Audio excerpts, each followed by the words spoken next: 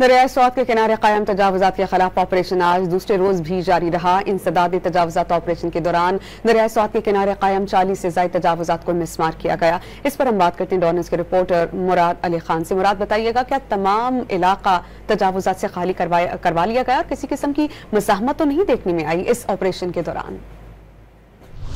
जी बिल्कुल, आज दूसरे रोज भी तजावुजात के खिलाफ ग्रैंड ऑपरेशन जारी है और कल सुबह अयूब ब्रिज से बाईपास तक 30 से ज्यादा मकामात को जो है जहाँ पर तजावुजात है उनको हटाया गया और उनको मिसमार कर दिया गया। जितने भी होटल रेस्टोरेंट है तमाम को मुकम्मल तौर पर मिसमार कर दिया गया था और आज बाईपास से फिजागट तक जो ऑपरेशन था वो जारी रहा।